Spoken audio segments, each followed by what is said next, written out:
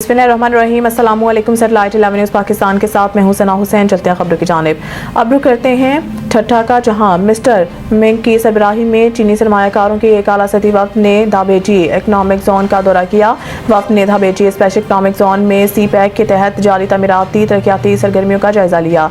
Chinese वफ्द के दौरे ने हुकूमत सिंध की सनतकारी को फ़रोग़ देने और बैनुल-अक़वामी शराकत दारी के साथ मुआशी ताल्लुकात को मजबूत बनाने के अज़म को उजागर किया। वज़ीर आला सिंध के मामले ख़ुसूसी बराए सरमायाकारी public private partnership Syed Qasim Naveed Qamar, secretary सरमायाकारी Raja Khurram Shahzad Umar, special economic zone management company के chief executive officer Abdul Aleem Aqeeli, global ventures के CEO FPCCI के सीनियर मेंबर अदरीस गुग्गी दीगर भी वफ्द के हमरा थे। चाइनीज़ वफ्द को दाबेजी स्पेशल इकनॉमिक जोन की इंतजामी टीम ने मनसूबे के पेशरफ्त के मुतालिक तफसीली जायजा पेश किया।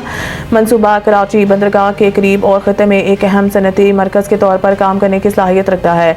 इंतजामी टीम वफ्द ने जोन के मुस्तकबिल के मनसूबों पर तबादला ख्याल करते हुए सड़कों, यूटिलिटीज़ और सनती प्लाटों के लेआउट समेत इंफ्रास्ट्रक्चर की तरक्की का जायजा भी लिया। सिंध हुकूमत सरमायाकार दोस्त माहौल पैदा करने के लिए पुरज़म है।